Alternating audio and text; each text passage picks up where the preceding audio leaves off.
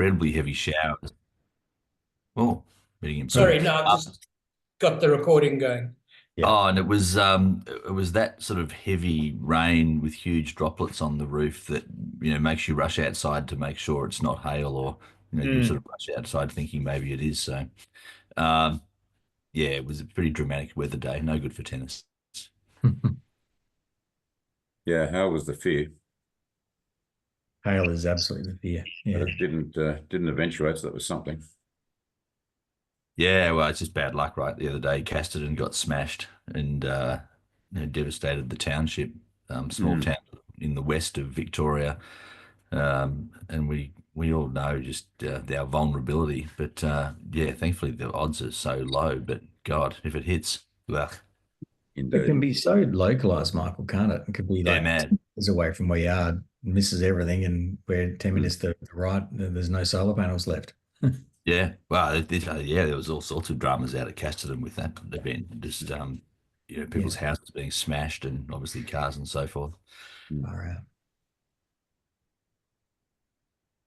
Robert, Yeah, one thing I thought about yep. after last night, is it worth tonight actually talking a little bit about each of the regions? Oh, Or yeah. do people know it well enough? Yeah, no, that would be great because what's interesting with the videos, it's getting watched quite a bit off Facebook and off YouTube. So anything like that would help differentiate the various points of view. So that would be great. What I haven't got is a map that we can whiteboard. I should have thought about that. Yeah, I don't think I've even got the original design that we had for the invites. Let me see if I can find that. Sure. Yeah, it's just we sort of know where we are, but people in Yeah. Singapore may not. Yeah.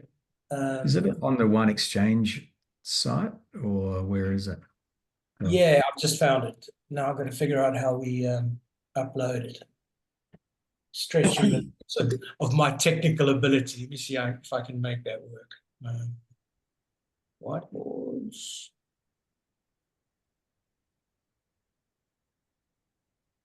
Lou, are you any? Oh, no, I won't. It's okay. Oh, what? No. I was going to ask if you're any good at Zoom whiteboards, but I decided it's possibly not. You know better than to ask that question. Yeah, it's sort of why. All right, so I can initiate one. So now everybody.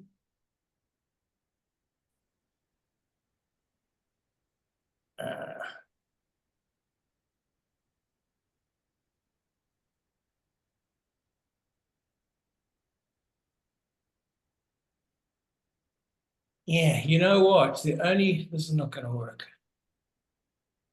No. There's a thing where it's been such a long time since I bloody used it, where you can grab my actual desktop.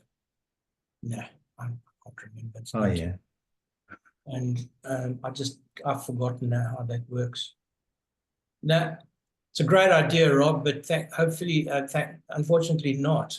Well, maybe we can just use Melbourne as a reference point. I was going to say, yeah. All right. Okay, let's do that. Melbourne. Yeah. Yeah, I did that last night, I think. All right. We've just hit 7 o'clock, so I'm going to kick it off. Welcome, guys. Thank you so much for day 2 of our mini summit on Victorian regions for Pinot and Chardonnay.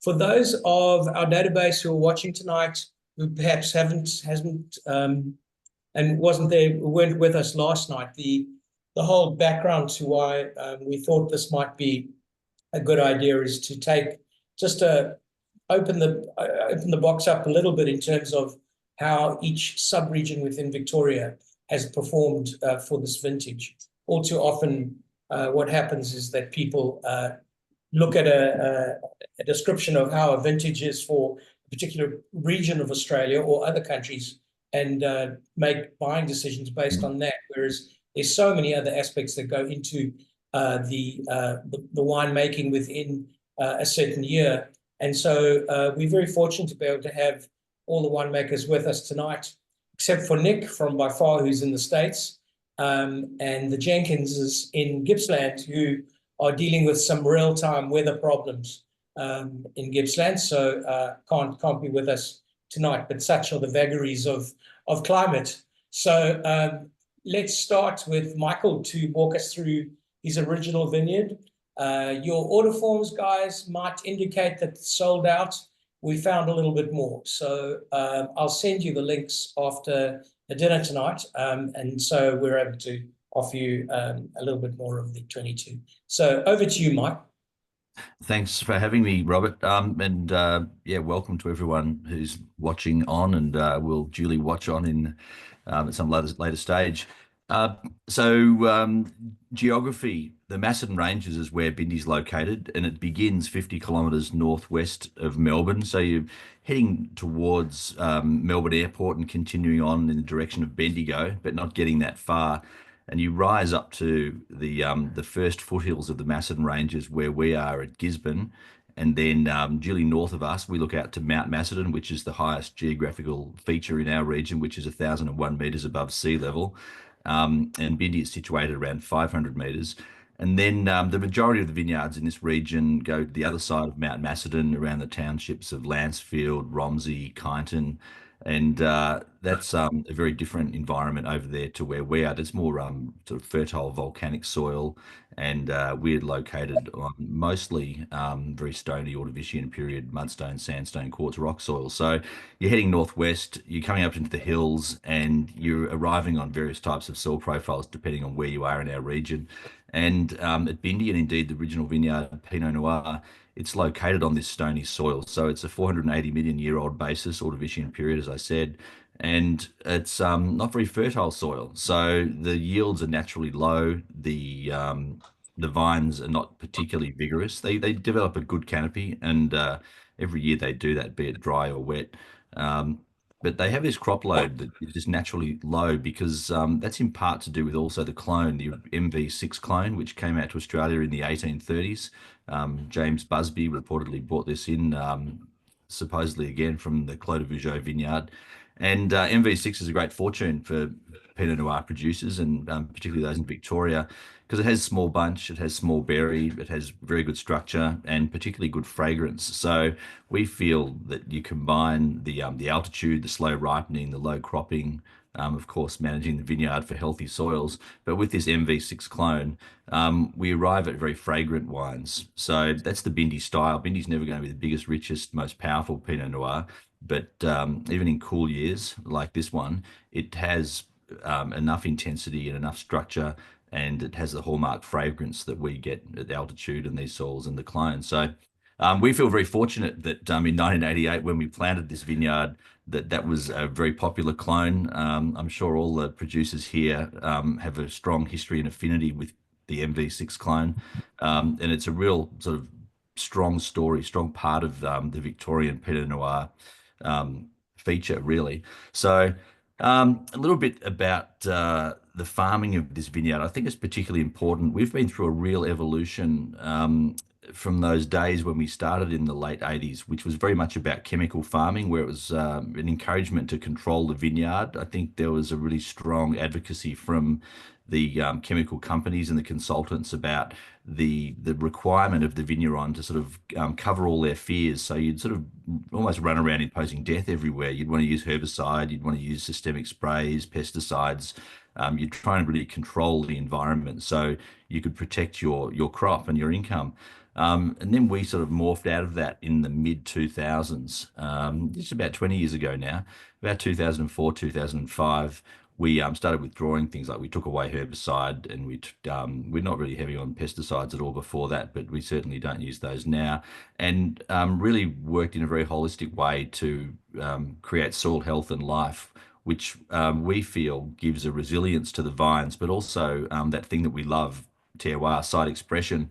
Healthy living soil, healthy plants gives really resilient fruit.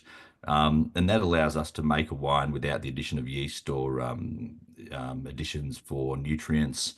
fining agents and the like. So, and I never really try and say that any of these additions that people might use here or there are necessarily bad, but it's always an encouragement for us to try and do things without. So, you know, without using herbicide, without using yeast, if we can, and create a really good, beautiful wine, then that's our preference to do so. And the original vineyard, the quality of the fruit allows us to do that. So it's a very simple winemaking practice where we de-stem the fruit completely in a cool year. In a warm year, we might use 5% whole bunches down at the bottom of the ferment, but we de-stem the fruit in a cool year. And it's just very gentle, a couple of pump overs each day until the fermentation is completed and gets to dryness after about 12 to 14 days total vatting time. And then we press off and settle, and the wine spends its time in, again, 1/4 new oak for about 15 months. There's one racking during that period when the malic acid is naturally converted to a softer lactic acid, which sees a slight rise in the pH, and then the wine becomes vulnerable in some way to bacteria or oxidation. So we're a little cautious there. We rack the wine, we give it some sulfur, and we return it to those barrels where it stays, and is just bottled carefully again after about 1.25 years. And so through my fantastic digital abilities, you can now see the Victorian wine regions. And you can see where Michael is. It's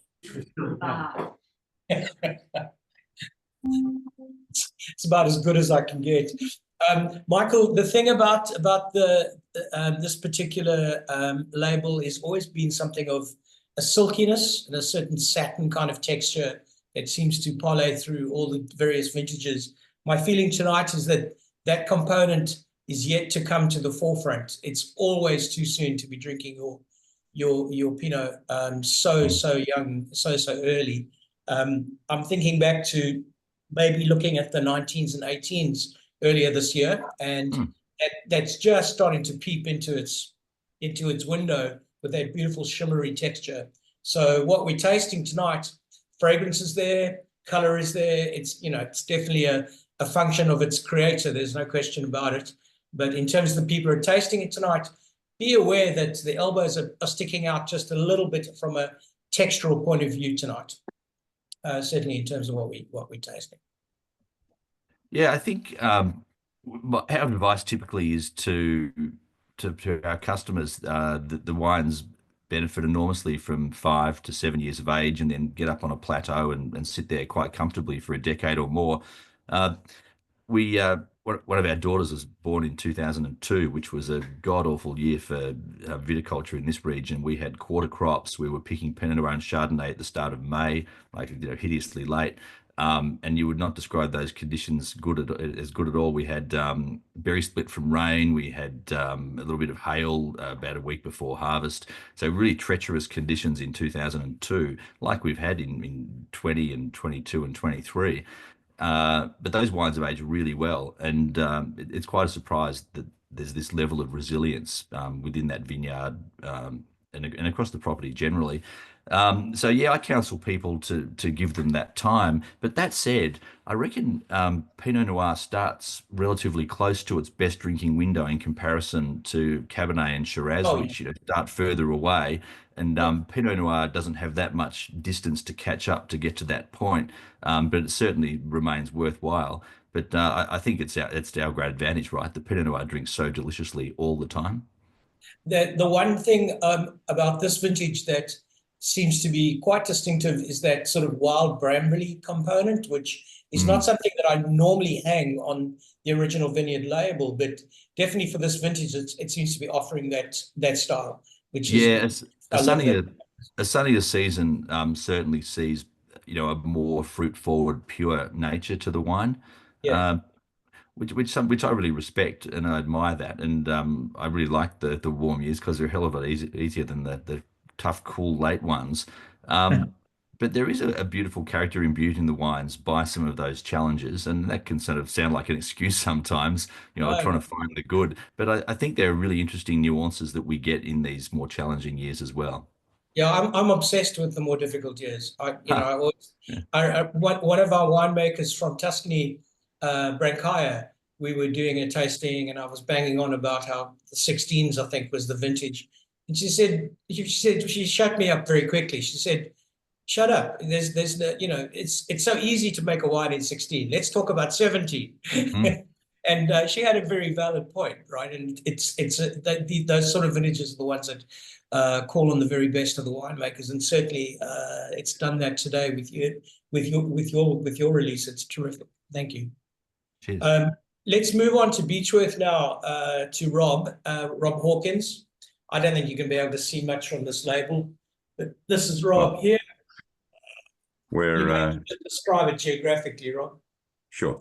We're Michael's sort of northwest of Melbourne. We're northeast, so we're in the northeast wine zone, in the sort of foothills of the Victorian Alps. So we're not very high. We're about 360 to 380 meters high, but the region, the Beechworth wine region, goes to 800 meters at Mount Stanley. And thank God I'm not growing grapes there. It's one of the smallest regions in the country. And while Chardonnay is the variety that our region is clearly best known for, Pinot was probably the thing that attracted me 26 years ago to set up a vineyard here. I loved what Rick Kinsbrunner at Gioconda was doing back in the 90s with Pinot that was just a bit different, a little bit earthier, a little bit more dark fruits, and it grabbed me. And of course, we planted quite a lot of Pinot 25 odd years ago. And there was a time not so many years ago when if Treasury turned up wanting to buy some Shiraz, well, they had to take some Pinot because it was impossible for us to move. And suddenly it swung 100%. So they'd have to convince me to release an ounce or a ton of Pinot. But to talk about 2023 for a minute. 22.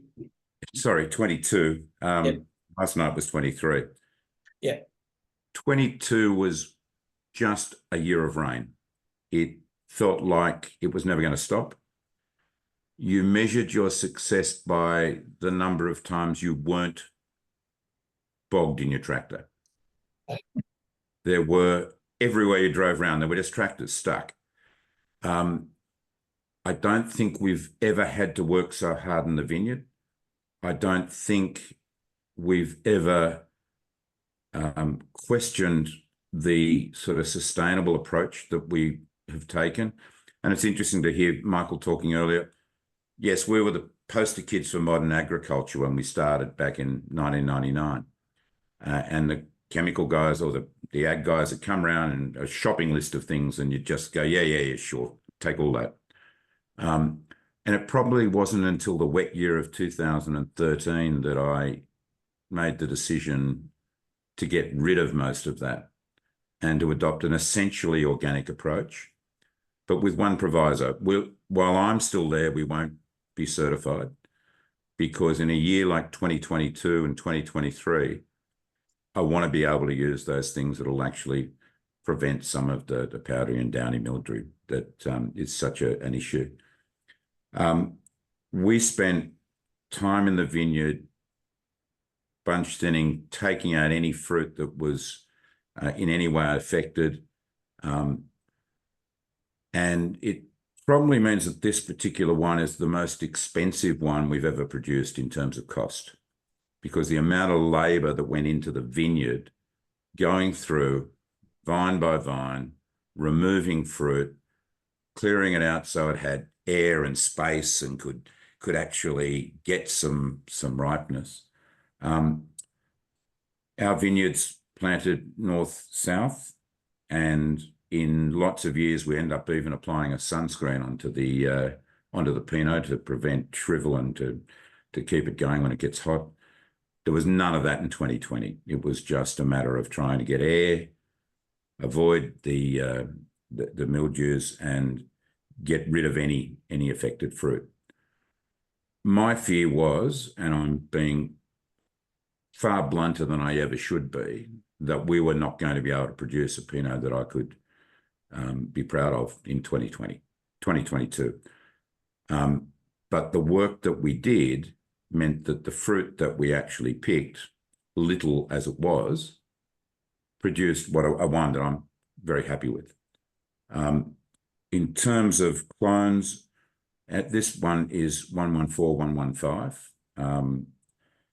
And I find 114 gives sort of balance and structure, whereas 115 gives that little bit more full-bodied in the aromatics. It's a good all-rounder. We do have MV6 in the vineyard, but for this particular wine, we didn't use the MV6 in it. Used to fuck. It used to be, Pinot was something that we used to leave hang out to try and develop flavour. It's now the first variety that we pick in the vineyard. We were a bit later this year in 2022. We usually pick about the first week of February, but this time we picked the 26th of February. And the winemaking approach was very, very simple. It was wild ferment. We used about 25% whole bunch, just gentle pump overs, about 14 days, I think. And then 30% new French oak. So a little bit more than I probably would have used in a different year. And then we kept it on oak for 12 months and bottled it. So it was picked in February 22 and bottled in February 2023. So very gentle handling. It's a year that, and I think you nailed it, Robert, when you were talking about the tough years. 2022, was a particularly tough year. But some of the wines that have come out of the year are actually really interesting. And I think they'll develop into a really good drink along the way. And I totally agree with Michael that one of the beautiful things about Pinot is it is delicious young and develops interestingly. So it's got a nice lifespan. What's quite interesting, Rob, is the sense of luminosity. I don't even know if that's a word, but I was struck by that last night with your 23 Chard, and that same house style has parlayed into the Pinot in the 22 Pinot. There's a clarity and a direction of purpose that's really delicious about it, and fantastic young. It's ready to drink right now. It'd be very hard for me to keep that for very long. And nor should you. I think there's a little bit of the Beechworth orange peel and sort of the crazier spices that are definitely coming through in the nose. That definitely defines it as a sense of place as well, which is really delicious. Yeah, it's interesting. I mentioned Rick Kinsborough earlier at Jekonda, he being an inspiration to plant Pinot in Beechworth. It was some years later that he pulled it out and then put it back in. It's in some ways counterintuitive to grow Pinot in Beechworth, but when it works exceptionally well. I'm flying the flag for Justin and Jess Jenkins tonight from Fleet Estate. They were good to go until 5:30, and then it just became too much for them to join us. So I don't have the data. I've asked her to send it over, and I will email it to everybody. Let's just have a quick look. What's fantastic, looking at all 6 of these wines lined up together tonight, is the sheer diversity in color. It's really amazing. Michael's and this Fleet possibly being the darkest in color versus the Indigo and possibly the Tout lighter in color, although I know the Tout relatively well, and it's definitely not going to play on the palate in a light manner. So to look at this Fleet, it's I would imagine unfiltered.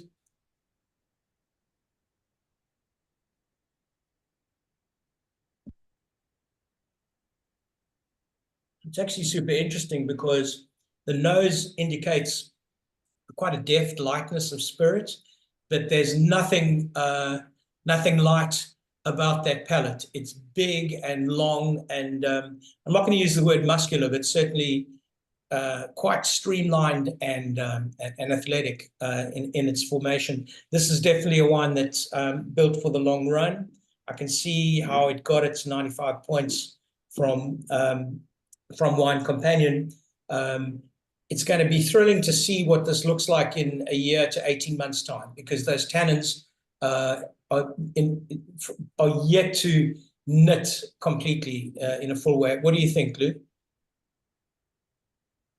Sorry, I was just about to say the tannins are much more noticeable in this wine than the others that we've had. They're fine, but they haven't knitted yet. They're coming together. Yeah, I'm quite excited. I mean, I opened my jars at about 6, and the aircon's on, goodness knows how cold, to try and keep the temperature right. But it's amazing just in the last half hour how all of these are just evolving and knitting so quickly. And it's the eternal thing that I'm always upset about, is I didn't open it early enough. I was taking a scientific view on the fact that the bottles were opened yesterday and sealed under argon, and possibly there might be a longer oxidation process, but the argon has definitely done its trick. These taste exactly how they tasted yesterday, which is, I guess, a fair credit to the wine preservation systems that we use here. So maybe there's certainly a chalkiness. There's a chalkiness in the finish here that we're seeing the others at this stage. Yeah, it's got a really big mouthfeel. It's not by any means unpleasing, but it needs a year or two to run, I think, before it starts to show what it's got. Yeah. So on to the Oakridge, Ben. Thanks, Rob. Yeah, great to talk through some icons of Chardonnay last night. And well, yeah, where great Chardonnay is made, generally great Pinot is also usually found too, as well as Cabernet. I have to keep that one on the table. But the Yarra's strengths, I think they've long been these Burgundy varieties, and as still and sparkling. And I guess with global warming, we're seeing sites traditionally planted to sparkling base. They're now migrating into table wines, albeit with wonderfully high natural acidity. And I guess our regional plantings, we're led by Pinot with about 40% of total plantings, followed by Chardonnay at 28%. And with I think our total footprint's only being around 2% of the national contribution. So yeah, we may be small. However, I think we've got a strong presence at the table in this space. And Pinot's now the 4th largest red variety grown in Australia. And as we transition to brighter, fresher, and more medium-bodied wines that ultimately suit ours and your climate, we feel the Yarra will have a growing role in this space with our Pinots. They're quite delicious. They're really uplifting, and they're just great with food. And as I said last night, we own and manage around 58 hectares and purchase fruit from a further 59 hectares of grower grapes. So, we've access to some wonderful parcels to make up this Yarra Valley Pinot ultimately. And V22 was actually a touch drier for us than the 23 in the Yarra, but it was still extremely wet. We had just on a metre of rain. That's up a bit on average. So yeah, a cool, wet year being a story of quality over quantity yet again for us. But we had challenging flowering conditions and a fair chunk of rain in spring that knocked our yields by almost 30 to 40% on the LTAs. So however, it was actually a long, late, and it was a cool growing season ultimately, where our Pinots ended up with great colour, perfume, and brightness, but with that balance and freshness ultimately. So yeah, consumers, great, happy for consumers, but not so much for our accountants for the V22 due to the volumes. But we also ended up with a lot of flavour concentration because interestingly, we had powerful canopies ripening a small amount of fruit, and due to those flowering and spring events, so we were actually lucky to have a cooler year as we ripen gradually, rather than if we had a warm to hot period around Veraison, we'd have hit the sugar levels too quickly without building out the flavour. We harvested March 19th mainly from 2 sites for this wine. Our Henk Vineyard, which is in Wirrayallik, planted in 08 at around 250 metres ASL, which is also the site of our 864 Pinot and one of our 864 Chardonnays too. And this wine also, it comes from the oldest vineyard in the Upper Yarra, which is Willow Lake in Gladdesdale, where we saw some of the last night's Chardonnay from. It's 180 metres ASL, and that was planted out in 92 on those lovely red volcanic soils again. But clones for us is largely based around the MV6 or that mother vine 6 that really thrives in the Mornington and the Yarra. It's fair to say it's probably more at home here than where the mother vine came from, I think. And, as Michael said, we believe the cuttings were taken from that large Grand Cru Clovejot in Burgundy around 1830, and it's brought to Mount Pleasant, New South Wales, before the CSRO started distributing it. And but nice tight packed bunches with most plantings, as I said, originally planted for sparkling base where we come from. But there's also a touch of 777, which is it's a favourite in the New World, and that brings that fruit-driven sort of mid-palate and those silky tannins within our Henk vineyard, and some 115 clone 2 that seems to help with the overall perfume and colour as well as Robert said. But lastly, just a touch of fruit from Coldstream on the younger sort of grey alluvial soils and lower elevation too, that brings a bit of power to the fruit. But yeah, a bit of an overview of our Pinot program in winemaking. As per last night, we're very traditional with handpicked fruit, whole berry and some whole bunch, which for V22 was again, like Rob, about 25% whole bunch for this one. The amount of whole bunch for us is really seasonally dependent. We tend to back off on cooler years due to stems and bunch ratios, and we also need that optimal ripeness in our stems too. But we generally utilise more whole bunch in our Gladys style vineyards, which are Willow Lake and Hazelden, where we just get more perfume. And fermentation for Pinot is extraction, where you really want to be nailing the tannins. Looking at the ferments daily and fine tuning, when we think the tannins are just right, then we press. It's all about perfume and elegance, but really knowing what your parcels and fruit are capable of with this, quite delicate and unforgiving variety. With Dave Bicknell being 23 growing seasons in with us as our leader, I guess we do know our blocks pretty well. But we're chasing those silky tannins and balance here. It is a red wine, so it should have tannin, but if you work it too hard, it really sort of dries out and loses its freshness and fruit, and there's no return from that. So we're really on the quest for fine grain and melted tannins here, I guess. But rack to barrel once sugar's dry with some light fluffy lees in the mix. And importantly for Pinot, for us, we don't rack a return at all once in barrel. The more you move it, the more aromatics you lose ultimately. And all we do is top it every 3 weeks to make sure the wine has as little oxygen as possible to preserve those aromatics. And we only use 10% new oak, being large puncheons. And after fermentation, we leave it on those lees, as I said, for the rest of the year, and then blend in January and bottle in Feb. It's actually, for this one, it's a touch earlier than 864 in our Vineyard series, as we want to catch everything aromatically here. So it's a fine line between, being delicate aromatically and still having the substance and depth as this wine really needs to. It's got to perform in restaurants by the glass ultimately with protein. But I think, cherries, some blue fruit, some lifted spice, balanced with some earthy and some savoury sort of notes with those velvety tannins and a really fresh acidity in this wine. But I think, why Pinot thrives in the Yarra at the end of the day, it's because we have this really diverse set of geology and geography, and importantly, people in the valley where the magic happens. And I guess at Oakridge, it's fair to say David and our team's done probably more to improve the quality and consistency of Pinot in the region than any other variety. And I guess that's our Pinot story at Oakridge. What's super impressive about this is a fineness of detail in the wine. It's incredibly delicate and structured. And I'm thinking of its price point. It's definitely over-delivering, which is always something we look for in wines here in Singapore, for sure. We don't do a huge amount of on-premise. We find the on-premise business a little difficult to track down on an ongoing basis. Such are the vagaries of change in Singapore that a lot of restaurants don't last very long.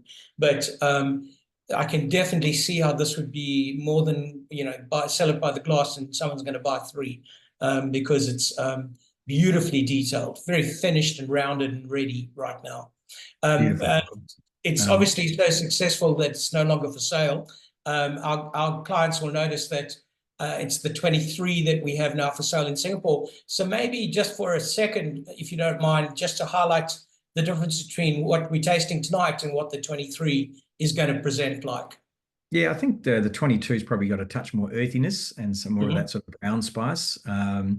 And the 23 just a bit more sort of that red cherry and more of that blue fruit. But yeah, a bit more sort of more perfume, I guess. The 23 just fresher and brighter. But yeah, I think to that point, what you said, we're only, and every wine is only as good as its cheapest wine. So you measure yourself where you start and as where you finish. But where these wines will head as they age, because it's got the acidity and the fruit concentration, you'll start to get more of that earthiness and that sort of autumn leaf that'll come through. But we always say decanter's your friend, but gee, it's always better to drink a wine too young than too old, isn't it? Oh, so, yeah, so I like primary fruit. Yeah. I'm thinking of the 864 that I tasted the last trip to Australia, and there's it sort of echoes that neatness, that sense of tailoring that goes all the way up to the 864 in your range. It's definitely a house stamp and a house style. It's great. So on to Rollo. Great, thanks, Rob. Hi, everyone. So this evening you have our 22 Cru de Coeur Pinot. So we're Mornington Peninsula based. My parents planted the vineyard back in 1982, being one of the earlier plantings for the region. So Mornington Peninsula is, I think, the most southerly or region of the wines that you'll be tasting this evening. We're located about 65 kilometres or a good hour's drive southeast of Melbourne. As per the name, we are a peninsula that juts out into Bass Strait. So we're surrounded by 3 bodies of water, which do, I think, probably would be to a degree a little bit unique for the wines that you're tasting this evening. Certainly the more maritime of the regions. Our particular vineyard is influenced heavily by Port Phillip Bay, which is the bay where Melbourne sits at the top of, at the northern point. So Mornington Peninsula is made up predominantly of Pinot Noir. About half of the plantings in the region are to Pinot, about a third to Chardonnay, and the balance to Pinot Gris and a mishmash of some other varieties. But as per the Yarra, very Burgundian focused in our plantings as a region, and Pinot is certainly a variety that we've hung our hat on as a region. So as I said, my parents planted in 1982. We, like many producers, as Mike was saying, and Rob, we farm conventionally for the first 25 years. So, if there was a problem, there was invariably a chemical to fix it, in theory. And I think that sort of seemed to be a solution at the time, but ultimately was creating an issue that was manifesting in the soil, which came out for us probably in the sort of around about 2000 into 2005, and we started to see issues with acid imbalance, color, loss of color in Pinots, the need to ripen to have high sugar levels to ripen for flavor levels.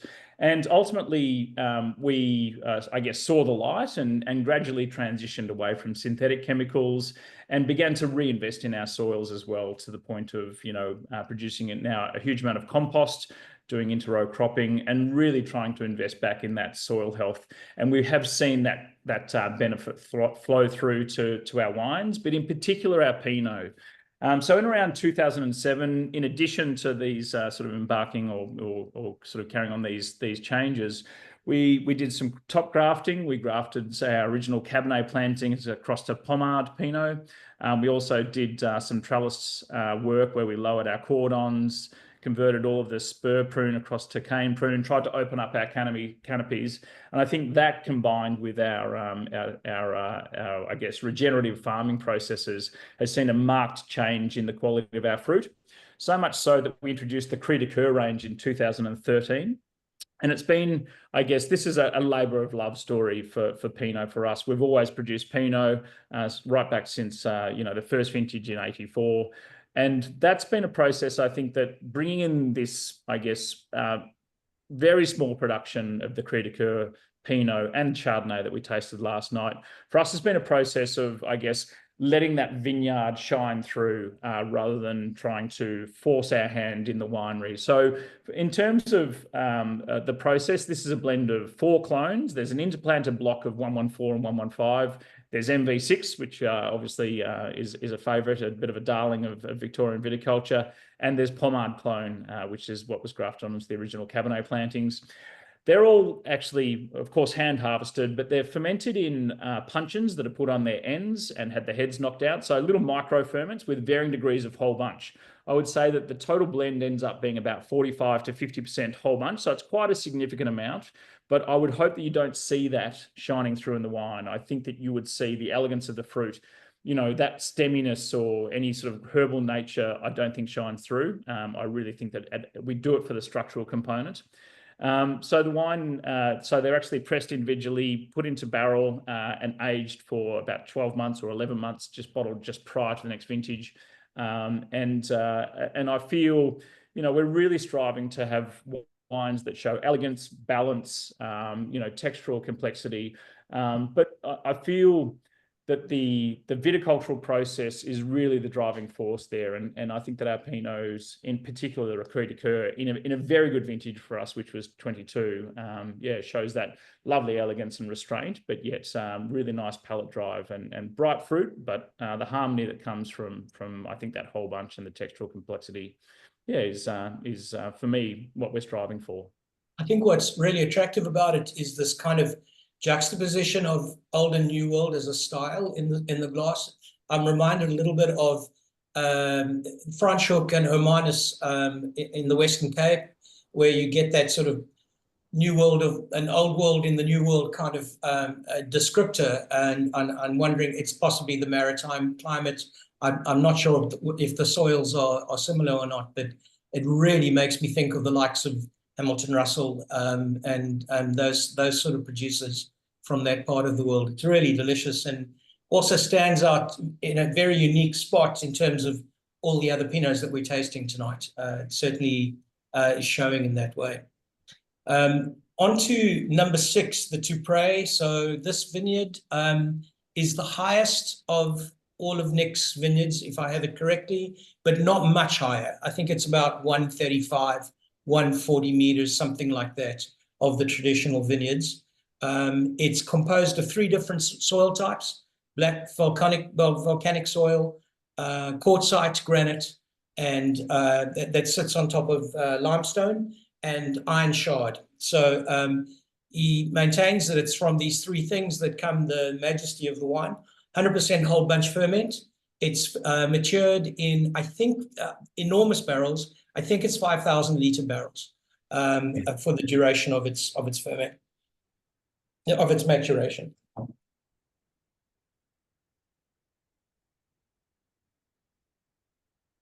There's definitely evidence of the stalkiness, but what makes it, I guess, such a pursued label, I think, is its evolution already. You're not getting too much of the a sort of chunky crunch at all in the wine. Lou, I don't know how you feel. It seems really quite integrated already.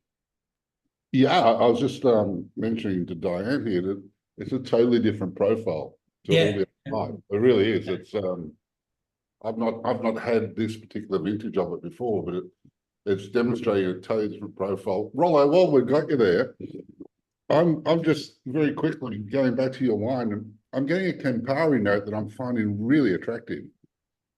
Yeah, that's an Italians. Yeah, I would say that's partially regional. I think that I think that it's a character that I often see in Mornington Peninsula Pinots, that lovely sort of little bit of that orange peel sort of character, but I think that we probably do accentuate it through our that little bit of whole bunch that we use, I see it attractive as long as it doesn't dominate the wine. Yeah, exactly. No, it's there, but it's not obtrusive. Well, Rob, when you go, then you go into the by far Tout. It's just a totally different animal. Yeah, it's a totally different direction. I'm actually, if one was putting the Coeur next to the Tout, the Coeur is quite resolved and finished and cleaner for me than the Tout is presenting right now.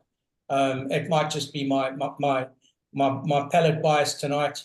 The Tout is an extraordinary feat of production, given that it's intensely farmed. I think it's 7,500 vines to the hectare. So those vines are battling for nutrition and light. And I think that's, Mike, that is the traditional Burgundian planting ratio. Do I have that right?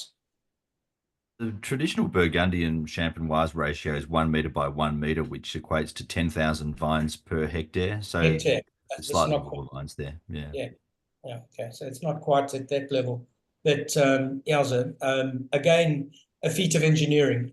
It's also a wine that can't wait to see how it rests in a year or 2 years' time. Sadly, it's a bit like Bindi. We have to drink them young because everybody buys the damn thing, so we don't have much of a chance of tasting them later. But we also have managed to get a couple more cases of this Dupre that have been relieved from another export market. So if you guys buy Dupre tonight, don't be too shocked if you see a different foreign language back label. It didn't go anywhere. It's still sitting in Australia, but it's coming to us in Singapore instead of going somewhere else in our region. Guys, the most thrilling lineup of 6 wines. It's really been a fantastic experience to see all 6 of these tonight, especially on a Friday night, because there's only 2 more working days till Monday, so it's almost relaxing. I'm sure you guys feel the same, being winemakers. I'm sure it never stops for you. Are there any more questions from the floor before we say goodnight to everybody? Everybody's very quiet. Even Mr. Post didn't say, oh, here we go. Dr. Kong, I've lost your question. Where was it? I've lost it. Dr. Kong, can you give that to us again? For some reason, you've disappeared out of the chat. We can deal with it later. It's regarding pricing of the Bindi range. Oh, okay. Deal with it later. All right, no problem. All right, well, thanks so much, everybody. I'll be sending out a recording of this, and we do a general offer to our whole database tomorrow. All of the Wine Exchange Asia customers, if you email me an order tonight, don't buy it online, but email it to me. I can give you 10% off any of these prices tonight, but send me a note tonight. The offer will expire before I send the offer out tomorrow morning to the whole database of 9,000 people. So thanks again, winemakers. If any of you are at Pinot Palooza, I'll see you there at the end of November. I'm looking forward to being back in Melbourne again. And if not, you're more than welcome to come and eat and drink with us anytime you're on your way through Southeast Asia. It's a standing invitation. So thank you so much, and enjoy your weekend. Thank you very much. Thanks, everyone. Thanks very much. Thanks. Good Thank night. you. Bye. Good night.